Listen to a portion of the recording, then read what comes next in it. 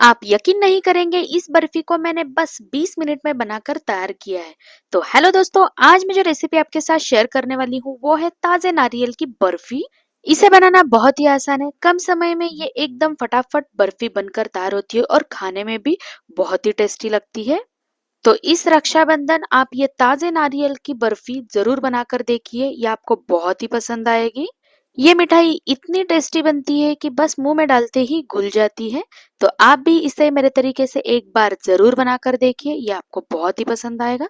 तो चलिए इसे बनाना स्टार्ट करते हैं। तो यहाँ पर मैंने गैस पर एक कढ़ाई रख दी है। तो यहाँ पर हमें थोड़ी सी मोटी वाली कढ़ाई ही लेनी है। तो यहाँ पर कढ़ाई गर्म हो चुकी है। तो चलिए अब हम इसमें 1 टेबलस्पून इतना घी ऐड कर लेते हैं। घी ऐड करने से जो बर्फी है ना, वो सॉफ्ट और खाने में एकदम टेस्टी बनकर तैयार होती है। तो यहाँ पर अब हमें घी को अच्छे से फैला लेना है, क्योंकि जब हम इसमें ग्रेटेड नारियल ऐड करेंगे वो कढ़ाई से चिपक सकता है। इसीलिए हमें घी को अच्छे से स्प्रेड कर लेना है। घी अच्छे से गर्म हो चुका है, तो अब हम इसमें ग्रेटेड नारियल ऐड कर लेंगे। तो यहाँ पर मैंने एक मीडियम साइज का नारियल ले लिया था और उसे फोड़कर मैंने उसका जो कोकोनट है उसे निकाल कर उसे अच्छे से ग्रेट करके ले लिया है। तो ये टोटल 2 बोल ग्रेटेड नारियल है। तो चलिए अब हम इसे 2 से 3 मिनट के लिए गैस को एकदम लो फ्लेम पर रखकर इसे अच्छे से रोस्ट कर लेते हैं। अगर आपको एकदम सफेद नारियल की बर्फी बनानी है तो जो नारियल का जो ब्राउन पार्ट होता है उसे आपको पहले निकाल लेना है। पर यहाँ पर मैंने उसे निकाला नहीं है, जैसे है वैसे ही मैंने यहाँ पर उसका इस्तेमाल किया है। इसे भूनते हुए मुझे यहाँ पर 2 से 3 मिनट हो चुके हैं। तो अब हम इसमें दूध ऐड कर लेते हैं। तो 2 बोल कोकोनट के लिए मैंने यहाँ पर हाफ बोल दूध का इस्तेमाल किया है।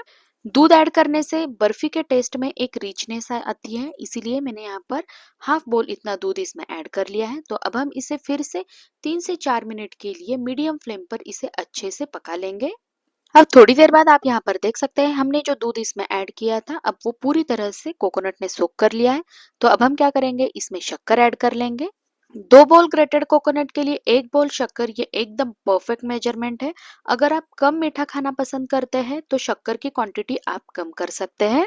तो यहाँ पर अब हमें शक्कर को अच्छे से मिक्स कर लेना है और इसे 3 से 4 मिनट के लिए इसे ऐसे ही स्टर करते हुए पका लेना है। अब थोड़ी देर बाद आप यहाँ पर देख सकते हैं जो शक्कर है वो अब पूरी तरह से मेल्ट हो चुकी है और जो मिक्सचर है वो पहले से भी अभी पतला हो चुका है। तो अब हम क्या करेंगे, इसमें 2 टेबलस्पून इतना दूध की मलाई ऐड कर लेंगे। मलाई ऐड करने से बर्फी में एक अनोखी ही रिचनेस आती है।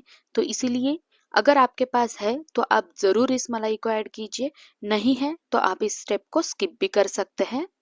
तो ये देखिए मलाई ऐड करने के बाद जो मिक्सचर है वो अभी पहले से भी पतला हो चुका है। तो अब हम क्या करेंगे, गैस को मीडियम फ्लेम पर रखकर अब हमें इसे कंटिन्यूअसली चलाते हुए इसे पका लेना है।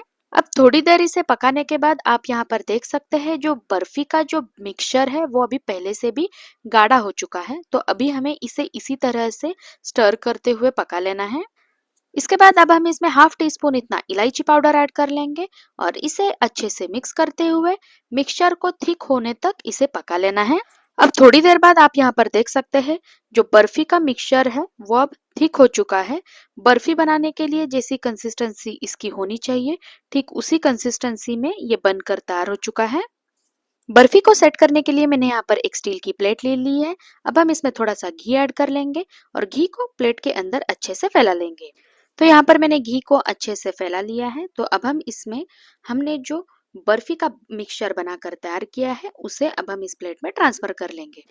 तो ये देखिए यहाँ पर मैंने बर्फी के मिक्सचर को प्लेट में ट्रांसफर कर लिया है। अब हम इसे स्पैचुला से इस तरह से दबाते हुए इसे फैला लेंगे।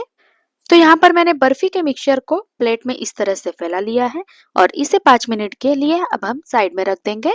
अब बर्फी को रखे हुए 5 मिनट हो चुके हैं। तो अब हम इसके ऊपर थोड़े से चॉप किए हुए पिस्ता को भी स्प्रिंकल कर लेंगे।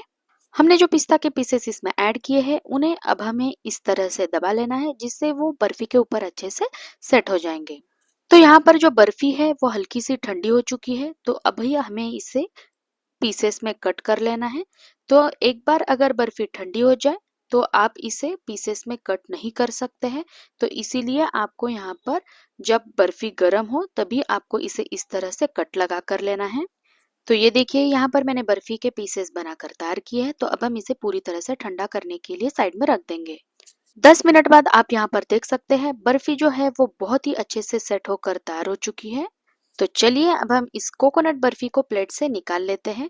तो यहाँ पर आप देख सकते हैं कितनी इजीली जो बर्फी है वो प्लेट से निकल रही है। तो यहाँ पर हमारी एकदम परफेक्ट तरीके से कोकोनट बर्फी बनकर तैयार हो चुकी है। तो आप भी अगर एकदम परफेक्ट मेजरमेंट के साथ इसे बनाएंगे ना, तो आपकी भी कोकोनट बर्फी पहली बार में ही इसी तरह एकदम परफेक्ट बनकर तैयार होगी। ये खाने में इतनी टेस्टी होती है कि मुंह में डालते ही घुल जाती है। अगर आपने इसे एक बार बना लिया तो आप मार्केट की बर्फी तो भूल ही जाएंगे। तो आप भी इसे एक बार मेरे तरीके से जरूर बनाकर देखिए, आपको ये बहुत ही पसंद आएगी। अगर आपको मेरी वीडियो अच्छी लगे तो लाइक शेयर सब्सक्राइब जरूर कीजिए। बाय।